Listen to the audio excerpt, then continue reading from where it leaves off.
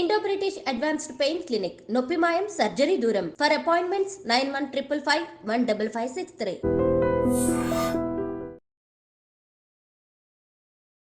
నమస్తే, welcome to I dream social spotlight with Kavitha.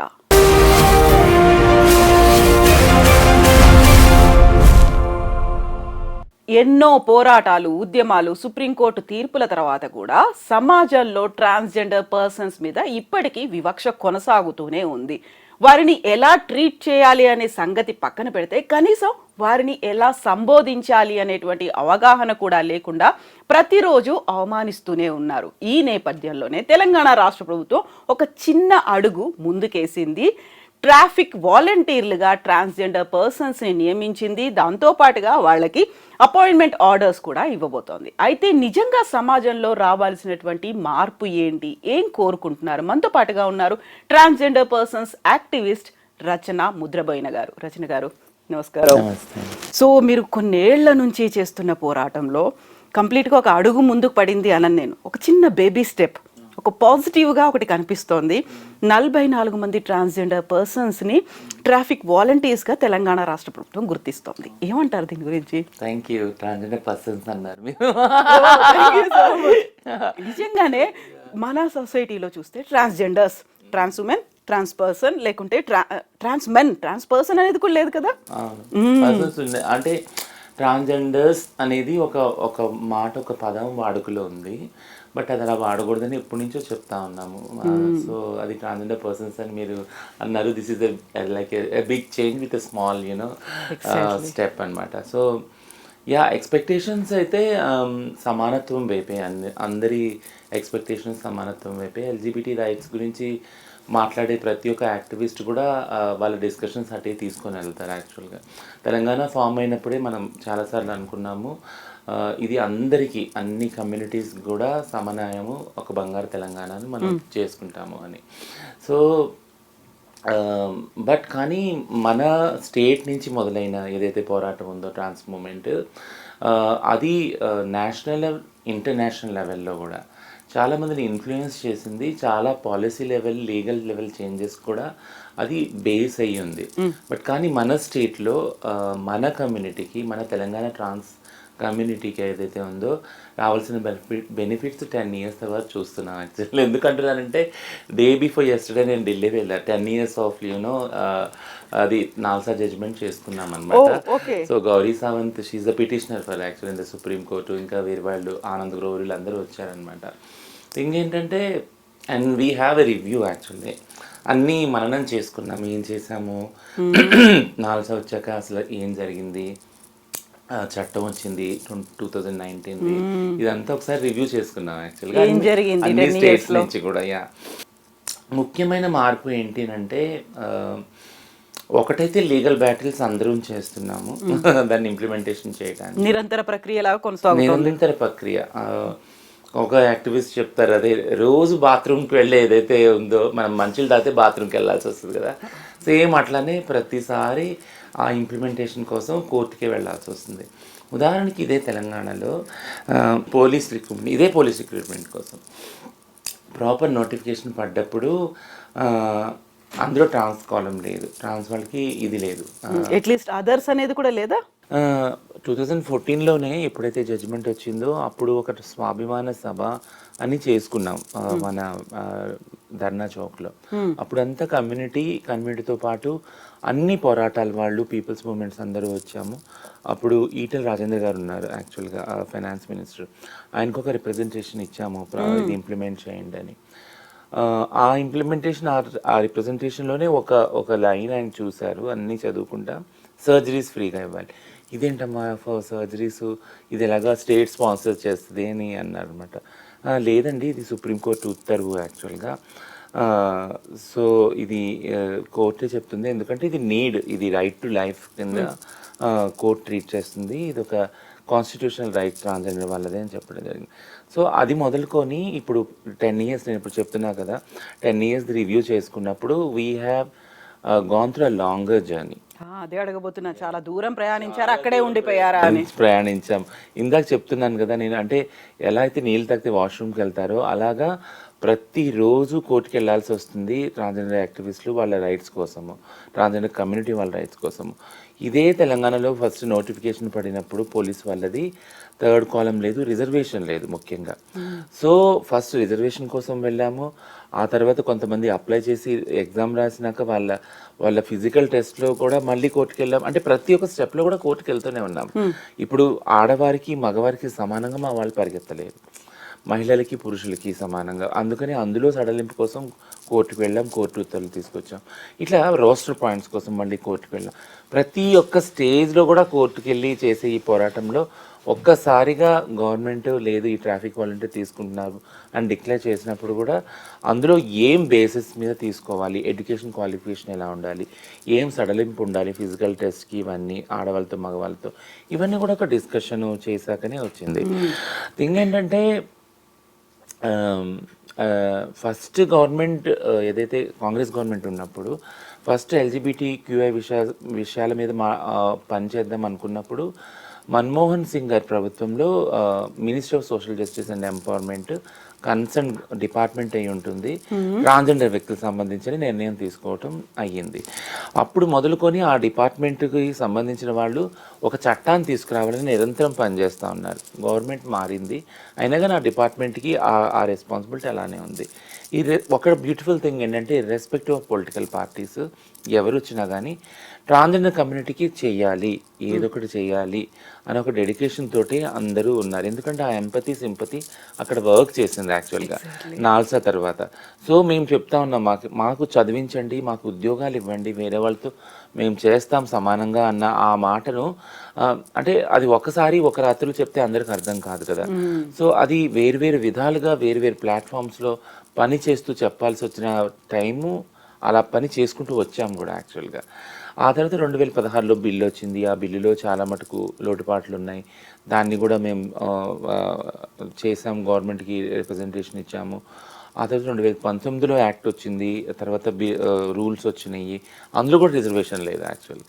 So కొన్ని state స్పెసిఫిక్గా reservations provide చేశాయి, కొన్ని ఫెసిలిటీస్ వెల్ఫేర్ బోర్డ్ లాంటి ప్రొవైడ్ చేశాయి. గత ప్రభుత్వంలో కూడా వెల్ఫేర్ బోర్డ్ క్రియేట్ చేశారు, ఒక బడ్జెట్ అలొకేట్ చేశారు. బట్ ఎప్పటి నుంచి కూడా మేము అంటున్న ఈ డిమాండ్ ఏదైతే ఉందో ఎడ్యుకేషన్లో రిజర్వేషన్, హారిజాంటల్ రిజర్వేషన్, ఎడ్యుకేషన్లో జాబ్స్లో అన్నది ఇప్పుడు 10 years తర్వాత ఈ జాబ్స్, ఇది కూడా ఒక పైలట్ ప్రాజెక్ట్ అన్నారు. ఇప్పుడు చూడటానికి అట్లీస్ట్ అన్బిలీవబుల్ యాక్చువల్లీ ఇది అవుతుందా అనిపించింది. It's happening actually. సో ఇప్పుడు 44 మంది ట్రాఫిక్ వాలంటీర్స్గా సెలెక్ట్ అయిపోయారు. వాళ్ళు ఉద్యోగ బాధ్యతలు నిర్వహించబోతున్నారు అనుకున్నప్పుడు ఒక అమ్మయ్య అనే ఒక ఫీల్, ఇంతకాలం చేసిన పోరాటానికి కొంతమందికైనా వచ్చింది అని. బట్ ఇక్కడ రచన గారు మాట్లాడుకోవడానికి లెక్కలు అనేవి పక్కాగా ప్రతి రాష్ట్రం దగ్గర ఉన్నాయా?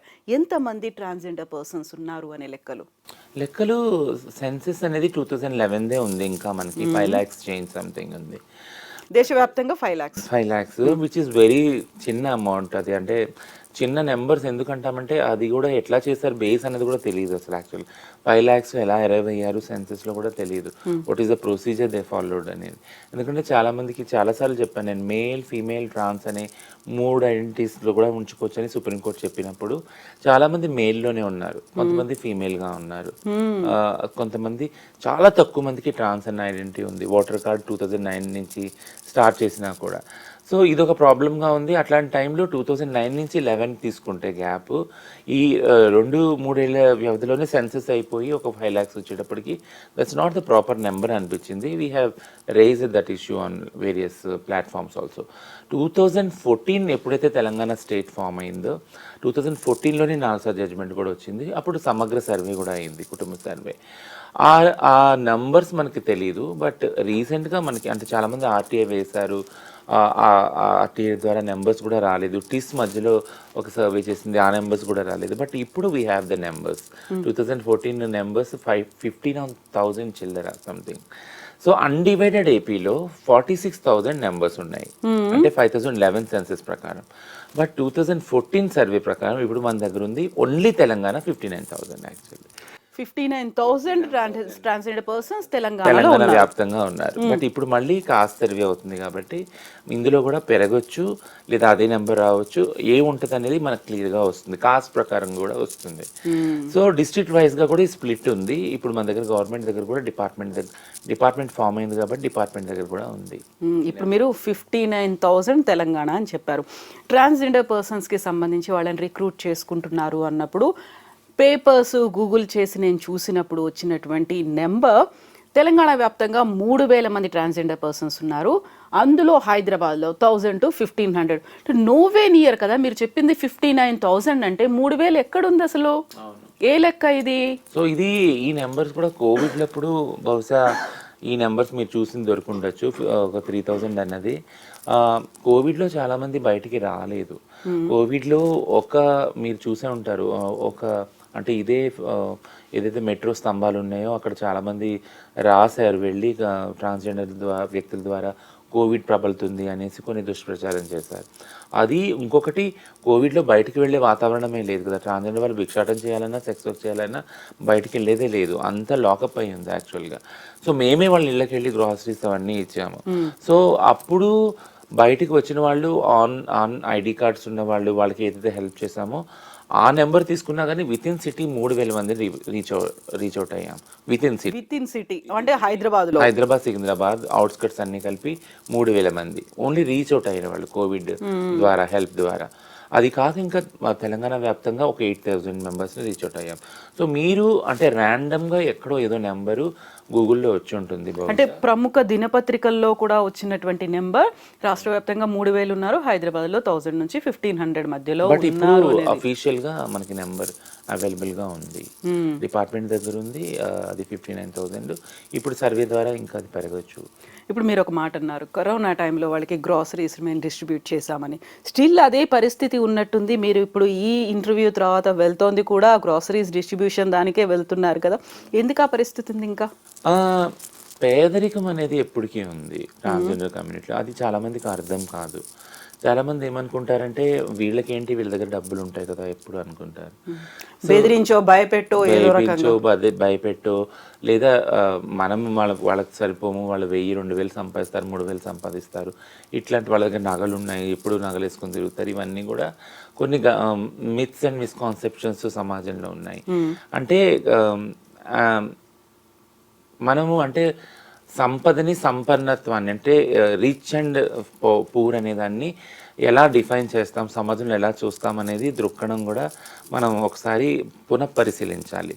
ఎందుకంటే సంస్థాగతంగా ఒక కులంలో పుట్టిన వాళ్ళు కొన్ని బెనిఫిట్స్ ఆటోమేటిక్గా వచ్చేస్తాయి ఆ కులంలో పుట్టడం వల్ల కదా.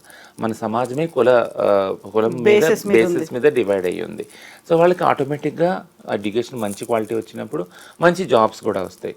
జాబ్ ఇంట్రెస్ట్ లేని వాళ్ళకి కొన్ని వ్యాపారాలు ఉన్నాయి కదా, కంపెనీస్ కానీ అవి కానీ ఇవి కానీ.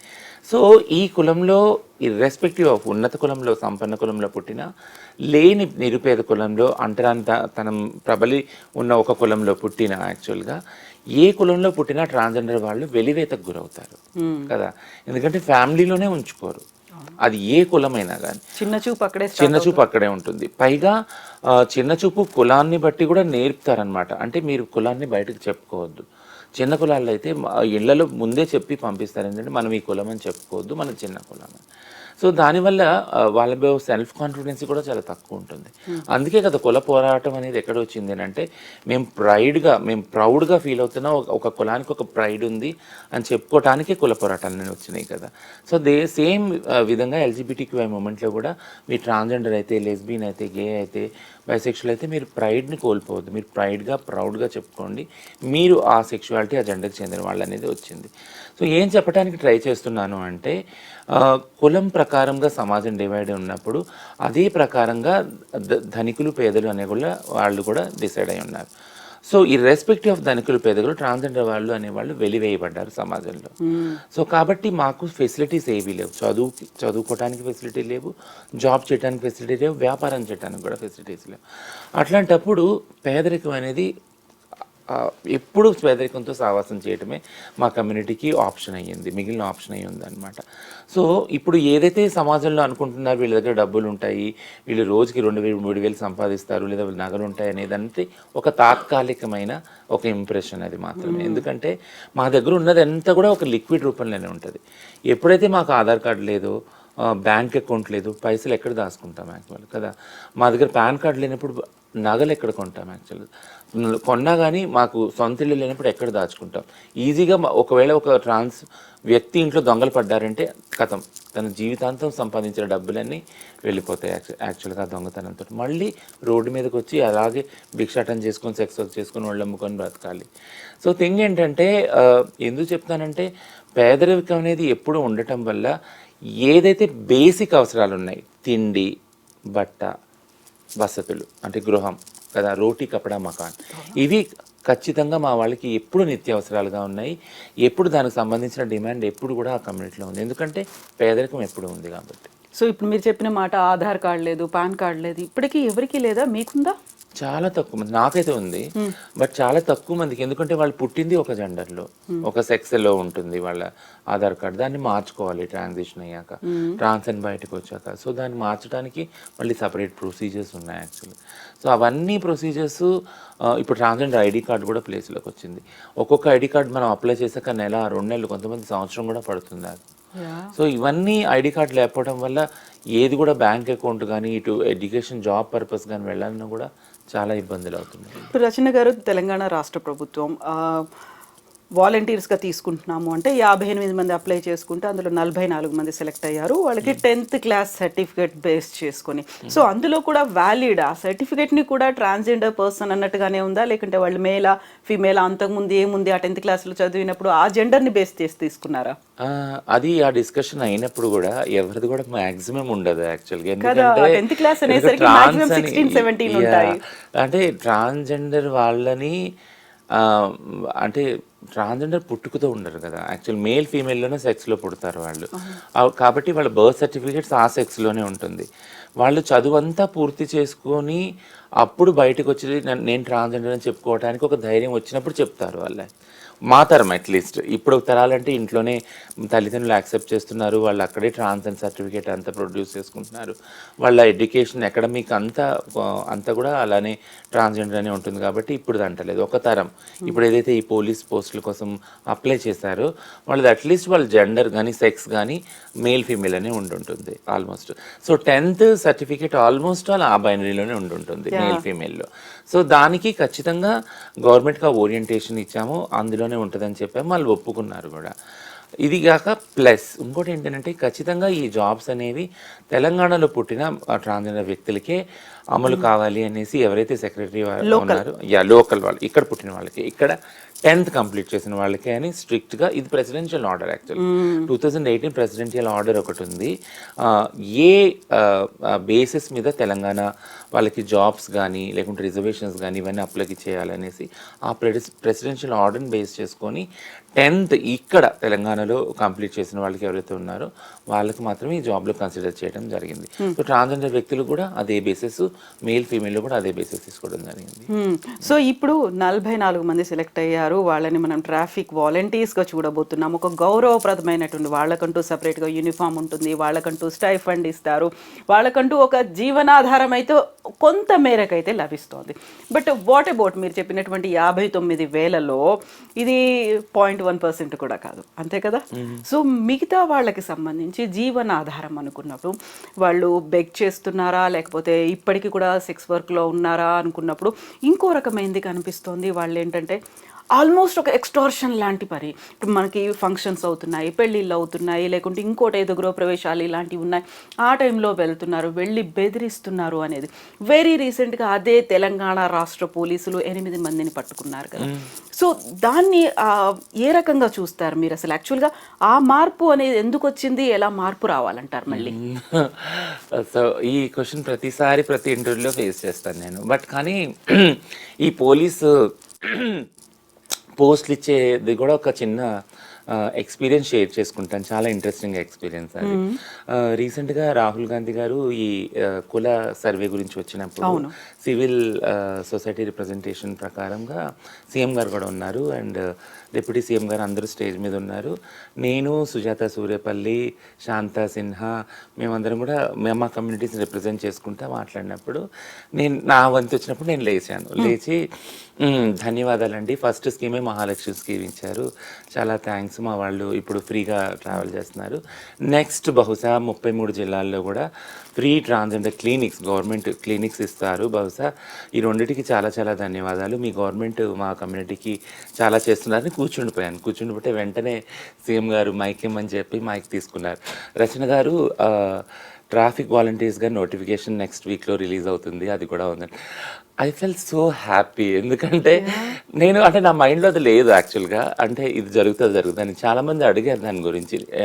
మా వాళ్ళు కమ్యూనిటీ ఫస్ట్ టైం పబ్లిక్గా స్టేట్మెంట్ ఇచ్చినప్పుడు మా వాళ్ళు కాల్ చేసి ఎలా చేసుకోవాలి, ఎట్లా అప్లై చేసుకోవాలి ఇవన్నీ అడిగాను. చాలా ర్యాండమ్గా అడిగినప్పుడు నాకు కూడా తెలియదు, ప్రొసీజర్స్ బహుశా చెప్తారనుకుంటే ఏ డిపార్ట్మెంట్ డీల్ చేస్తుంది కూడా తెలియదు.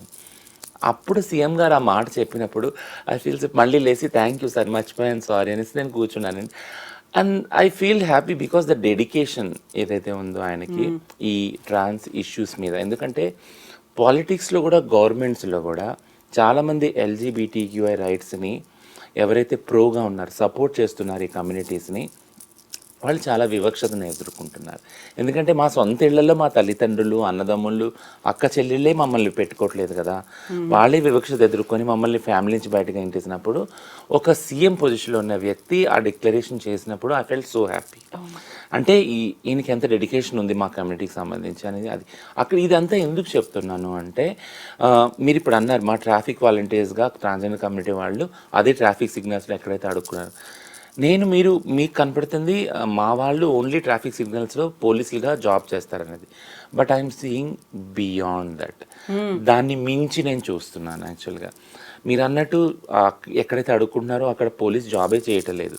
ప్రతిసారి ప్రతి వ్యక్తి ప్రతిరోజు లేచి బయటికి వెళ్ళినప్పుడు వాళ్ళు చూసినప్పుడు ఒక కాన్ఫిడెన్స్, ఒక హోప్, అన్నిటి మించి హోప్ ఏంటంటే వీళ్ళు కూడా మారుతారు, వీళ్ళు కూడా చేస్తారు, వీళ్ళు కూడా జాబులు చేయగలుగుతారు, సమాజంలో ఒక భాగము, ఒక బాధ్యతాయుతంగా ఉండగలుగుతారు అనే నమ్మకం ప్రజలకి ఏర్పడుతుంది యాక్చువల్గా. సో ఈ విషయంలో Telangana I think like it will prove, ఎందుకంటే మిగిలిన స్టేట్స్లో నేను అబ్జర్వ్ చేస్తున్నాను, జాబ్స్ ఇస్తాను అన్నప్పుడు తమిళనాడులో కానీ ఛత్తీస్గఢ్లో కానీ ఇంకా వేరే వేరే రాష్ట్రాల్లో ఎవరు కమ్యూనిటీ ముందుకు రాలేదు. మీరు ఇప్పుడు చెప్పారు 58 మెంబర్స్, ఆ జాబ్ వచ్చినప్పుడు నాకే భయంగా ఉంది, నిజంగా వస్తారా మా వాళ్ళు చేస్తారా అన్నప్పుడు 58 మెంబర్స్ని చూసినప్పుడు మేము వీఆర్ కోఆర్డినేటెడ్ లైక్ సిరీస్ తీసుకోవడం అదంతా చాలా 2 రోజుల్లో చాలా స్మూత్గా అయింది, చాలా ప్రెషర్ మీద అయింది యాక్చువల్గా. వాళ్ళ సర్టిఫికేట్స్ అవన్నీ కలెక్ట్ చేయడం, వాళ్ళని పంపడం, పలానా చోట గోషామహల్లో అవుతుంది వెళ్ళండి మీకు ఈ ఫిజికల్ టెస్ట్ ఇవన్నీ. బట్ ఆ ప్రెషర్లో కూడా వీ ఎంజాయ్డ్ ఏ లాట్, ఎందుకంటే we are doing this, we are creating history యాక్చువల్గా. సీఎం గారు నిర్ణయం తీసుకున్నారు అండ్ వీఆర్ డూయింగ్ దిస్ అనేది ఒక హ్యాపీగా ఫీల్ అయ్యాము. ఇమీడియట్ గా within 5 days actually, won't believe. అయితే 58 మంది వచ్చారు, 44 మంది 21 trans men, 23 trans women, and we look to them. అండ్ ఇప్పుడు వాళ్ళు చూస్తుంటే ట్రైనింగ్ లో కూడా వాళ్ళు షేర్ చేస్తున్నారు వాళ్ళ ఎక్స్పీరియన్సెస్, ఈరోజు ఇదైంది some photographs. I feel so happy. నేను అనేది అంతే, పబ్లిక్లో ఒక కాన్ఫిడెన్స్ వస్తుంది వీళ్ళు చేస్తారు అని. ఈ 6 months పైలట్ ప్రాజెక్ట్ ఏదైతే ఉందో ఇది కన్నా సక్సెస్ అయితే, మీరు అన్నారు 59,000 ఉన్నారు కదా, ఆ బేసిస్ మీద మొత్తం స్టేట్, తెలంగాణ స్టేట్ అంతా స్కేల్ అప్ చేస్తారు దీని ఎంత రిజర్వేషన్ రావాలని. 1% రిజర్వేషన్ ఆల్రెడీ కన్సిడరేషన్లో ఉంది. What I mean to say అంటే పబ్లిక్కి ఒక భరోసా రావాలి వీళ్ళు పనిచేస్తారు అని, మా కమ్యూనిటీ కూడా భరోసా రావాలి గవర్నమెంట్ మాకు హెల్ప్ చేస్తుందని. సో మీరు అన్నది ఏదైతే ఈ క్రైమ్ ఉందో భిక్షాటనలో కానీ సెక్స్ వర్క్లో కానీ, అది ఒక్క రోజులో వచ్చింది కాదు. మేము ఎన్నో రకాలుగా చెప్తున్నాం, మా కమ్యూనిటీ పాపులేషన్ పెరిగింది, భిక్షాటనకు వెళ్ళినా లేదా సెక్స్ వర్క్ వెళ్ళినా వచ్చే రీసోర్స్ చాలా తక్కువైపోయింది యాక్చువల్లీ. సో ఏ రీసోర్స్ మీద బతకాలి unless until we have various choices కదా. భిక్షాటన సెక్స్ వర్క్ చాయిస్గానే ఉంది, అది ఆల్ టైమ్ చాయిస్. ఇది కాకుండా ఇప్పుడు గవర్నమెంట్ ట్రాఫిక్ వాలంటీర్స్ ఇచ్చారు, అలానే ఈ 33 జిల్లాల్లో కౌన్సిలర్స్, కమ్యూనిటీ ఛాంపియన్స్ని ఇచ్చారు. గ్రాడ్యువల్గా వీఆర్ ప్రోగ్రెసింగ్. నేను చెప్పను ఒక్క రోజులో రోమ్ వాజ్ నాట్ బిల్టప్ కదా, ఒక్క రోజులో రోమ్ని కట్టలేదు. బట్ ఈ బేబీ స్టెప్స్ ఏదైతే ఉన్నాయో అది పబ్లిక్కి, గవర్నమెంట్స్కి ఒక కాన్ఫిడెన్స్ క్రియేట్ చేస్తుంది, కమ్యూనిటీకి కూడా ఒక కాన్ఫిడెన్స్ క్రియేట్ చేస్తుంది. ఖచ్చితంగా మా లైఫ్స్ మారుతాయని. నువ్వు డెఫినెట్లీ మేక్ ఏ చేంజ్ అండి. కరెక్ట్గా. ఇప్పుడు మీకు ఒక డబ్బులు ఇస్తే ఒక సెంటిమెంట్ పరంగా మీ ఆశీర్వాదాలు తీసుకోవచ్చు, అది బాగుంటుంది అని నమ్మేవాళ్ళు ఎంతలా అయితే ఉన్నారో, సేమ్ నేను ఇంతకుముందు చెప్పినట్టుగా ఎక్స్ప్లాయిట్ అవ్వడం కావచ్చు, ఎక్స్టార్షన్ లాంటిది మారడం కావచ్చు, ఫంక్షన్స్కి బలవంతంగా వచ్చి మీరు ఇస్తారా ఇవ్వరా, లేకపోతే మేము ఇలా హంగామా చేస్తాం, లేకుంటే ఈ పని చేస్తాం, ఇంత నానా రభస చేస్తాము, ఇవన్నీ కంప్లైంట్స్ కూడా ఈ మధ్యకాలంలో విపరీతంగా అయ్యాయి. పోలీసులు కూడా అరెస్ట్ చేశారు. సో వీళ్ళు ఇలా చేశారు, ఒకదానికి వెళ్ళి 80,000 డిమాండ్ చేస్తున్నారు, లేకపోతే వాళ్ళు 50,000 ఇచ్చినా సాటిస్ఫై అవ్వట్లేదు, ఇలాంటివి ఉన్నాయి. దాని మీద విపరీతమైన కంప్లైంట్స్ ఈ మధ్యన పెరుగుతున్నాయి. కాబట్టి సో వాళ్ళకి ఏం చెప్తారు, ఏం జరగాలంటారు మార్పు అనేది? అక్కడ కూడా తెలంగాణ పోలీస్ ఒక ఆర్డర్ ఇష్యూ చేశారు. ఏంటంటే ఎవరైనా ఇచ్చినా కానీ ట్రాన్స్జెండర్ వాళ్ళని క్రిమినలైజ్. సో నేను తప్పని అన్నాను, ఎందుకంటే అన్ని విధాలుగా తెలంగాణ పోలీస్ ట్రై చేస్తున్నారు. ఏంటి అంటే ఇక్కడున్న ఏదైతే న్యూసెన్స్ ఉందో, ఏదైతే క్రైమ్ ఉందో దాన్ని మినిమైజ్ చేయడానికి. యాజ్ ఇట్ ఈజ్ ట్రాన్స్జెండర్ వాళ్ళకి హాని చేయాలని ఎవరికీ ఉండదు సమాజంలో. సో బట్ వీళ్ళు హాని చేస్తున్నారు, మనం వేరే దారులు తొక్కుదామని ట్రాన్స్జెండర్ కమ్యూనిటీకి కూడా ఉండదు. సో వాళ్ళు ఏంటంటే మా కమ్యూనిటీ ఆ పొజిషన్లో, ఎందుకంటే వాళ్ళకి ఏం రిసోర్స్ లేక ఆ దారులు పట్టుకుంటున్నారు. బట్ అలా అని చాలా రూడ్గా, క్రూయల్గా కూడా పోలీసు వాళ్ళు లేరు. వాళ్ళు కూడా ఒక మధ్యస్థ దారిని ఎంచుకోవడానికి ట్రై చేస్తున్నారు. ఇదంతా ఒక ప్రాసెసే కదా, ఇదంతా అందరికీ లెర్నింగ్, ఇటు గవర్నమెంట్స్కి లెర్నింగే, ఇటు కమ్యూనిటీకి కూడా లెర్నింగే. సో క్రైమ్ పెరిగే కొద్దీ నిన్న చెప్పిన ఆర్డర్ ప్రకారం ఏంటి అంటే ఎవరైనా ఇచ్చినా కానీ వాళ్ళని క్రిమినలైజ్ చేస్తాం, మీరు ఇవ్వద్దు భిక్ష, లైబుల్ అవుతారు అనేసి. సో ఏంటంటే ఇవన్నీ పద్ధతులు గవర్నమెంట్ అనుసరిస్తుంది. అక్కడ క్రైమ్ని తగ్గించడం వాళ్ళ బాధ్యత కాబట్టి అది అనుసరిస్తుంది. బట్ క్రైమ్ ఎలా తగ్గాలి, వితిన్ కమ్యూనిటీ కూడా ఒక సిస్టమ్స్ పెట్టుకోవాలి, సెటప్స్ పెట్టుకోవాలి. సిస్టమ్స్ ఉన్నప్పుడు అంటే మీరు ఇప్పుడు అన్నారు కదా, ఎప్పుడు దాకా అయితే మా దీవెన మీద ఒక నమ్మకం ఉంటుందో పబ్లిక్లో, అప్పటి వరకు ఆ బధాయి అనేది సిస్టమ్ ఏదైతే ఉందో అది జరుగుతూనే ఉంటుంది. అది ఉన్నంతకాలం మా కమ్యూనిటీకి అదొక సోర్స్ ఆఫ్ లైవ్లీహుడ్గానే ఉంటానే ఉంటుంది. అది తప్పని నేను అన్నాను, అలా అవ్వదు, దాన్ని మార్చాలి అని నేను పూర్తిగా సమూలంగా దాన్ని జరిగే క్రైమ్ ఏదైతే ఉందో ఆ క్రైమ్ జరగకుండా ఒక సిస్టమ్ ఏమి ఏర్పరచుకున్నారు. ఉదాహరణ నేను ఇంతకుముందు ఇంటర్వ్యూస్లో కూడా చెప్పాను, సెక్స్ వర్క్ జరిగేటప్పుడు ఈ క్రైమ్ చాలా ఉంది. క్లయింట్స్తో కానీ, పోలీస్తో కానీ, రౌడీస్తో, గుండాస్తో వాళ్ళు ఒక సిస్టమ్ పెట్టుకున్నారు, సెల్ఫ్ రెగ్యులేటరీ బోర్డ్ అని. అది పెట్టుకున్నప్పుడు మినిమైజ్ అయ్యింది. అది ఆ సెల్ఫ్ రెగ్యులేటరీ బోర్డు ద్వారా క్రైమ్ మినిమైజ్ అవ్వటమే కాకుండా వాళ్ళ హెల్త్ గురించి కూడా ప్రత్యేకమైన శ్రద్ధ తీసుకునే అవకాశం ఏర్పడింది యాక్చువల్గా. సో అలాంటి ఒక సిస్టమ్ కమ్యూనిటీ ఏర్పరచుకోవాలి, అనుసంధానంగా గవర్నమెంట్కి అనుసంధానంగా సపోర్టివ్గా ఉండాలి. అప్పుడు అన్నీ కూడా పీస్ఫుల్గా నడుస్తాయి. ఇప్పుడు మీరు ఒక మాట చెప్పారు, 33 జిల్లాల్లో హెల్త్ క్లినిక్లు అనేది, అది ఎక్కడి దాకా వచ్చింది? అది వచ్చింది యాక్చువల్గా, సెటప్ అయిపోయినాయి. And we are giving a proper implementation plan to the government. అంటే మనం క్లినిక్లు స్టార్ట్ చేసినంత కాదు కదా గవర్నమెంట్ హాస్పిటల్లో, అందరూ వెళ్ళాలి కూడా, ఆ సర్వీసెస్ తీసుకోవాలి కూడా. ప్రస్తుతానికి వీక్లీ వన్సే ఉంది క్లినిక్. ఏమేమి ఉన్నాయి అందులో అన్ని అంటే ఆ గవర్నమెంట్ హాస్పిటల్లో, డిస్ట్రిక్ట్ లెవెల్లో, ఏరియా హాస్పిటల్ కానీ, మెడికల్ కాలేజ్లో కానీ సెటప్ చేశారు. అక్కడ ఏ సర్వీసులు ఉన్నాయో అన్నీ అవైలబుల్ ఉంటాయి. మీ డిమాండ్ అనేది ఫ్రీ సర్జరీ అనేది ఉంది, అది ఇంక్లూడ్ అది ఓన్లీ వన్ ఉస్మానియాలో మాత్రమే ఇచ్చారు. Because of the supreme court instructions ఒక గవర్నమెంట్ హాస్పిటల్ ఇవ్వాలి కాబట్టి ఉస్మానియాకి మాత్రమే అది ఇచ్చారనమాట. అది కూడా ఇప్పుడు వచ్చి సర్జరీస్ ఇంకా స్టార్ట్ కాలేదు. 59 సర్జరీస్ ఆల్రెడీ అటాచ్ చేశారు ఆరోగ్యశ్రీకి. బట్ ఎవరికి రేషన్ కార్డ్స్ లేకపోవడం వల్ల అది ఆగిపోయినాయి, స్టాల్ అయినాయి. థింగ్ ఏంటంటే ట్రాన్స్ హెల్త్ క్లినిక్స్ అనగానే అందరి మైండ్లో వచ్చేది ఏంటంటే, అంటే వీళ్ళు ఈ రోజు నుంచి ఇంకా సర్జరీస్ చేసేసుకుంటారా, వీళ్ళందరూ ఇలా మారిపోతారా అనే ఒక భయం కూడా అందరిలో ఉంది, పబ్లిక్లో కూడా ఉంది. But I want to clear that ఏంటంటే క్లినిక్స్ అనేవి సర్జరీస్ కాదు, క్లినిక్స్ అనేవి హెల్త్కు సంబంధించినవి. ట్రాన్స్జెండర్ వారికి సర్జరీసే నీడ్గా లేవు, సర్జరీస్ కావాలి. బట్ ప్లస్ ఇతర ఆరోగ్య అవసరాలు కూడా ఉన్నాయి. ఎవరికైనా థైరాయిడ్ ప్రాబ్లం ఉండొచ్చు, డయాబెటిక్ ఉండొచ్చు, క్యాన్సర్ ఉండొచ్చు కదా, గాల్ బ్లాడర్ ఇష్యూస్, కిడ్నీలో స్టోన్స్, ఇవన్నీ ఇష్యూస్ ఉన్నాయి కదా. వీటిలన్నిటి కూడా ఎప్పుడు కూడా గవర్నమెంట్ హాస్పిటల్కి వెళ్ళరు ఎవరు కూడా ట్రాన్స్జెండర్ వాళ్ళు. ఇప్పుడు మీరు నేను లింక్ చేస్తాను చూడండి.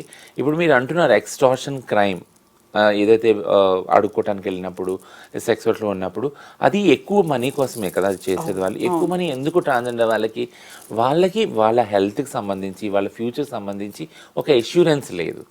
కాబట్టి వాళ్ళు ఒకవేళ ఇప్పుడు ఆరోగ్య సమస్య వచ్చింది, కిడ్నీ స్టోన్స్, ఒక ప్రైవేట్ హాస్పిటల్కి వెళ్తే మినిమం 3 lakhs అయిపోతుంది.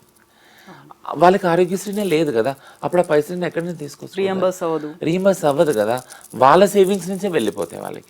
అట్లా యూ వోంట్ బిలీవ్, రీసెంట్గా కొన్ని క్యాన్సర్ కేసెస్ పెరిగినాయి ట్రాన్స్ కమ్యూనిటీలో. పెరిగినప్పుడు minimum 15 lakhs. It's like oral cancer కానీ ఏదైనా మామూలు వాళ్ళకి వచ్చే ఆ క్యాన్సర్స్ అన్నీ వాళ్ళకు కూడా వస్తున్నాయి. ఆ క్యాన్సర్స్ పెరిగినప్పుడు మినిమం ఒక 15 lakhs నుంచి 30 lakhs వెళ్ళిపోతున్నాయి ప్రైవేట్ హాస్పిటల్స్కి వెళ్ళినప్పుడు. అట్ ది ఎండ్ అది కీమోథెరపీ కూడా వాళ్ళకి కాకపోయినా ఇంకా అప్పుడు మనకున్న ఒకటే క్యాన్సర్ ఇన్స్టిట్యూట్ హాస్పిటల్ ఉంది, మినిమైజ్ బేసిక్గా ఫ్రీగా ఇచ్చేది, అక్కడికి వెళ్తున్నారు. అది కూడా చాలా అడ్వాన్స్ స్టేజ్లో వెళ్తున్నారు. ఇంకేంటంటే అందరం ఆలోచించవలసింది ఆడవాళ్ళకి మగవాళ్ళకి ఎలా హెల్త్ ఫెసిలిటీస్ కావాలో ట్రాన్స్జెండర్ వాళ్ళకి కూడా హెల్త్ ఫెసిలిటీస్, హెల్త్ నీడ్స్ ఉన్నాయి, హెల్త్ ఫెసిలిటీస్ కావాలి, గవర్నమెంట్ సెటప్లో కావాలి. వాళ్ళకు ఒక నమ్మకం కలుగుతుంది, ఈ గవర్నమెంట్ హాస్పిటల్కి వెళ్తే నాకు జలుబు వచ్చినా జ్వరం వచ్చినా వేరే వాళ్ళకి సమానంగా నన్ను చూస్తారు అని. ఆ కాన్ఫిడెన్స్ అనేది వాళ్ళ దగ్గర నుంచి రావాలి. అండ్ అదే కాన్ఫిడెన్స్ ఇటు సొసైటీ, గవర్నమెంట్ కూడా ఇవ్వాలి.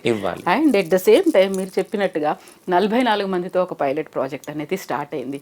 ఆ 44 మంది మీదే, ఆ భుజాల మీదే ఇంత రెస్పాన్సిబిలిటీ ఉంది. మనం దీన్ని సక్సెస్ చేస్తే ఈ 6 నెలల పాటు మన మీద ఒక రిమార్క్ లేకుండా we are no less than any other person అనేది కనుక వీళ్ళు ప్రూవ్ చేసుకోగలిగితేనే 33 జిల్లాల్లో కూడా అలాంటి ఫెసిలిటీ రాబోతోంది. సో వాళ్ళతో మాట్లాడినప్పుడు ఏం కాన్ఫిడెన్స్ కావచ్చు, వాళ్ళతో ఏమనిపించింది, ఆ బూస్టప్ అనేది ఎలా అనిపించింది?